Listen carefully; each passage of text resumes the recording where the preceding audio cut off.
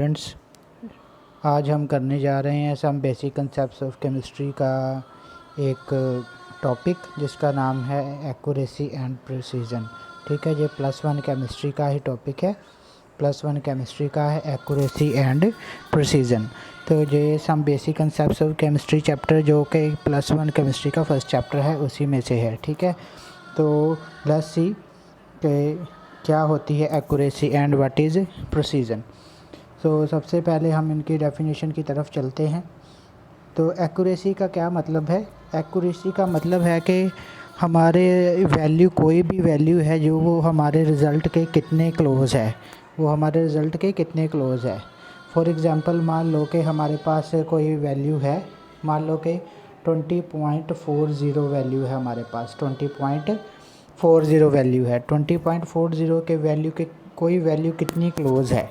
मान लो कि मेरे पास दो वैल्यूज़ हैं, एक है हमारे पास 20.20, एक मेरे पास वैल्यू है 20.30। सो जो सबसे क्लोज़ वैल्यू है इन दोनों में से, और एक और वैल्यू ले लेते हैं 20.10।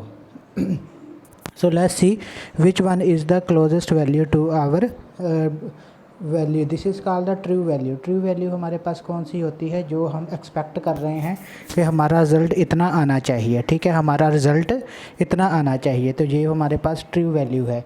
सो ट्रू वैल्यू के सबसे ज़्यादा क्लोज अगर देखें तो 20.30 ये वाली वैल्यू हमारे ट्रू वैल्यू के ज़्यादा क्लोज़ है। ठीक है, और बाकी की वाली जो वैल्यूज़ है ये इतनी क्लोज़ नहीं है ट्रू वैल्यू के। सो ये हमारे क्या हो गई है? This is the value which is more accurate, which this value is more accurate. कौन सी? ये वाली value 20.30 is more accurate value. क्यों मोर एक्यूरेट वैल्यू है? क्योंकि सबसे ज़्यादा ये क्लोज है। जो सबसे ज़्यादा ट्रू वैल्यू के क्लोज वैल्यू होगी वो हमारी मोर एक्यूरेट होगी। तो और कम एक्यूरेट, इससे कम एक्यूरेट कौन सी है? 20.20 जो है वो कम एक्यूरेट वैल्यू है। ठीक है, तो और इससे भी जो सबसे कम एक्यूरेट वैल्यू है वो 20.10 है। क्यों? क्योंकि वो हमारे ट्रू वैल्यू मतलब के 20.40 से सबसे ज़्यादा दूर है।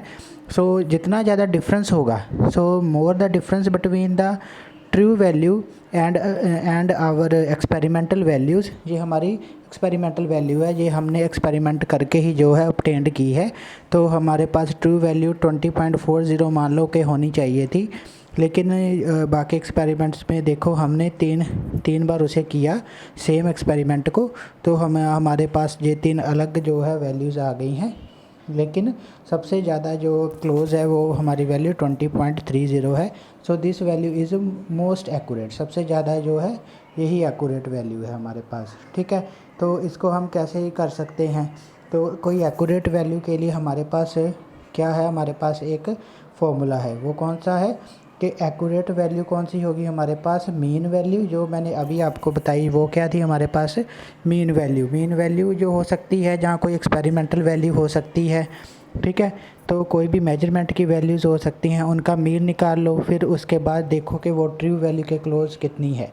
सो अगर ट्रू वैल्यू के मीन वैल्यू जो है वो डिफरेंस इसका कम आए तो फिर वो क्या होगी? मोस्ट एक्यूरेट होगी। ठीक है, तो जितना ज़्यादा कम डिफरेंस होगा उतनी ज़्यादा एक्यूरेट होगी। फॉर एग्जांपल, हमारे पास जो ट्रू वैल्यू है 20.30 है। मान लो कि हमारे पास 20.30 है, और एक मेथड से हमने जो किया कोई एक्सपेरिमेंट, उसमें हमारे पास जो डिफरेंस आया 20.60 का। ठीक है, मीन वैल्यू थी हमारी।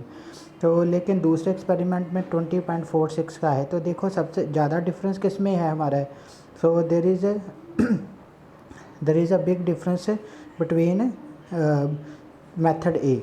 ठीक है, और कम डिफरेंस किस में है? 0.16 में ये है। ठीक है, तो हमारे लिए ज़्यादा जो क्लोजेस्ट कौन सी वैल्यू होगी हमारी? सो ज़्यादा एक्यूरेट कौन सी है? 0.16, जिसमें डिफरेंस कम है। So true mean value and true value में डिफरेंस कम होगा तो वो ज़्यादा एक्यूरेट होगी। ओके स्टूडेंट्स, सो लेट्स सी कि हमारे पास और वैल्यूज़ क्या होती हैं। सो आगे देख लेते हैं हम प्रिसीजन क्या है। प्रिसीजन का एक्यूरेसी के साथ कुछ ज़्यादा लेना देना नहीं होता। ठीक है, तो प्रिसीजन का क्या मतलब है? मान लो कि आपके पास दो या तीन वैल्यूज़ हैं आपके पास। सो 1.40 1.41, 1.42, ठीक है। तो इसका मतलब है कि ये इन सभी में आपस में क्लोजनेस कितनी है। These are 3 values 1, 2, 3। तो इसमें आपस में क्लोजनेस कितनी है।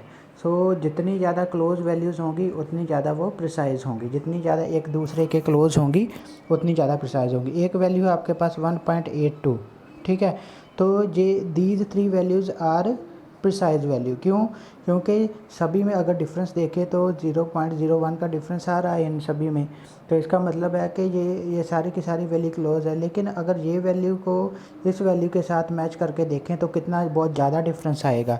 इसका मतलब है कि जितनी वैल्यूज़ आपस में एक दूसरे के क्लोज होंगी। 1.40 इज़ वेरी क्लोज टू 1.41, ठीक है। और 1.41 इज़ वेरी क्लोज टू 1.42, ठीक है। 1.42, लेकिन 1.82 is very much away from 1.42। This mean that there is a big difference between these two as compare to these two values and these two values, ठीक है।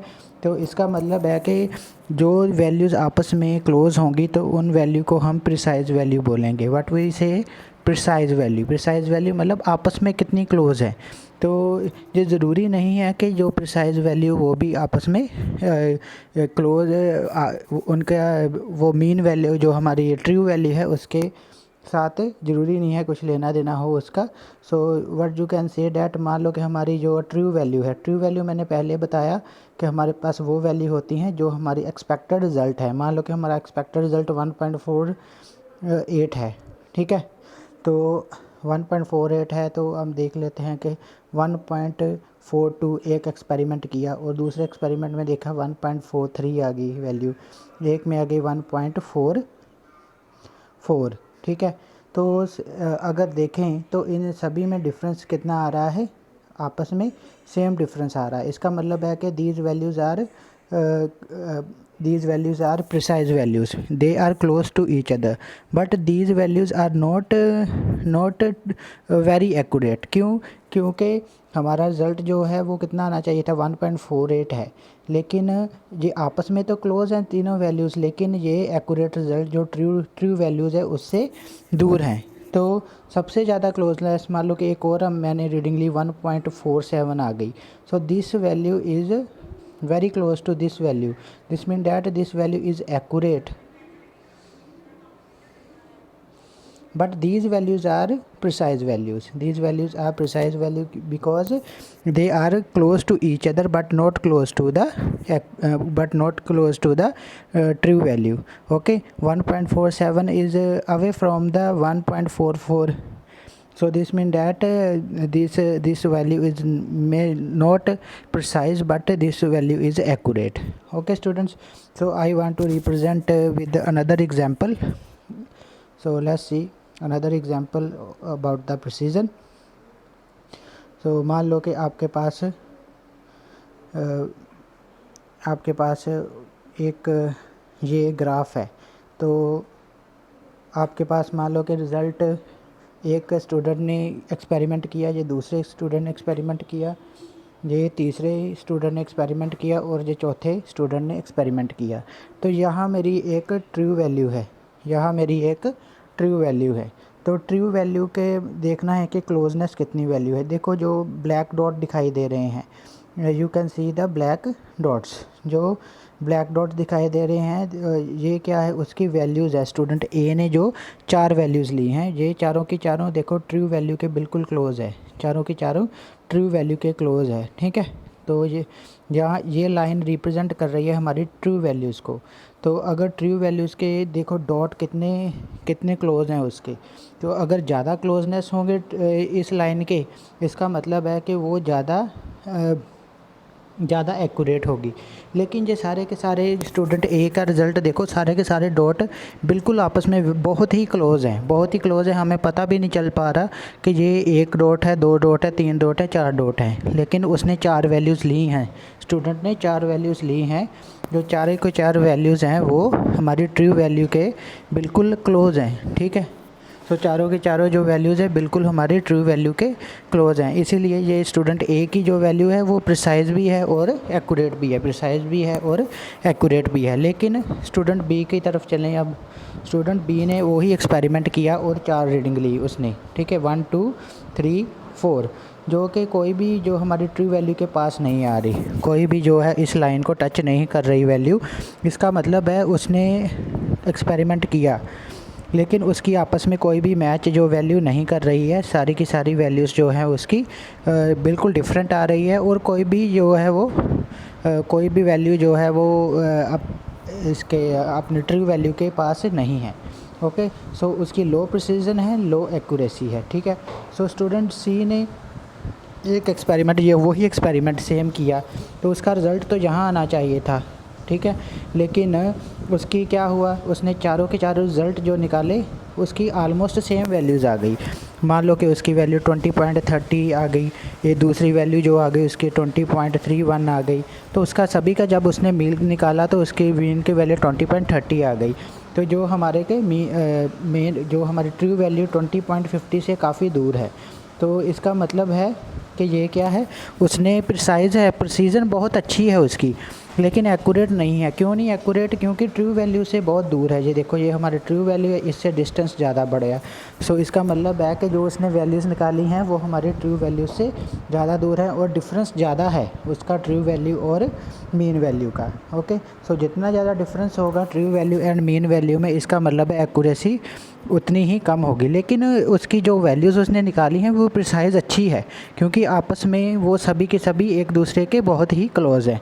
So student D ने भी experiment किया, ठीक है, तो इसका मतलब है उसके भी कोई भी वैल्यू जो है इस लाइन को टच नहीं कर रही, इस पॉइंट को टच नहीं कर रही। इसका मतलब है कि उसने जितनी वैल्यूज़ ली वो सारी की सारी बहुत दूर वैल्यूज़ हैं और उसकी प्रिसीजन भी बहुत अच्छी नहीं है और एक्यूरेट भी नहीं है। एक्यूरेट तभी होगी अगर वो ट्रू वैल्यू को टच करें। ट्रू वैल्यू को टच नहीं कर रहे, ट्रू वैल्यू के बहुत दूर है, तो आपस में भी वो एक दूसरे के पास नहीं है, आपस में भी वो एक दूसरे से बहुत दूर वैल्यूज़ हैं।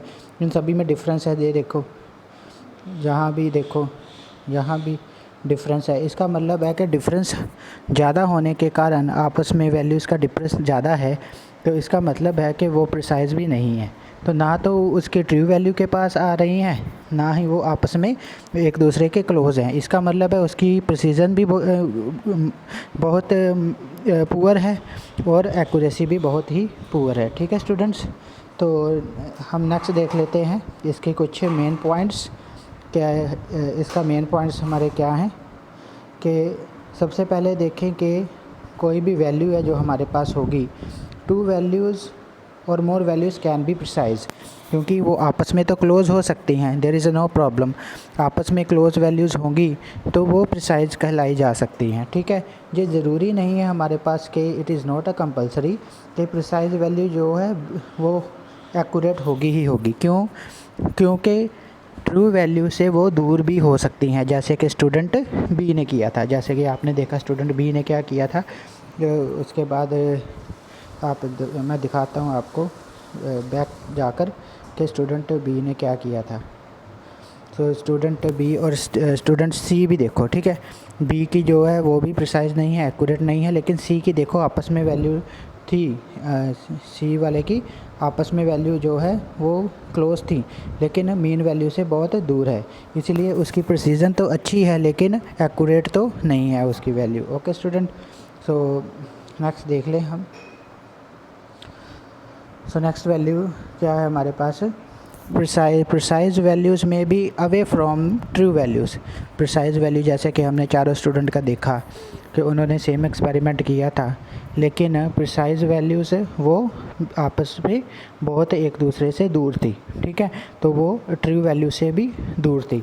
एक्यूरेट वैल्यू वो होती है जो कि ट्रू वैल्यू के बिल्कुल ही पास होती है, जैसे कि स्टूडेंट ए ने किया। स्टूडेंट ए का हमने देखा कि चारों की चारों वैल्यू वो ट्रू वैल्यू के पास थे, ठीक है students. So thank you very much for watching the video.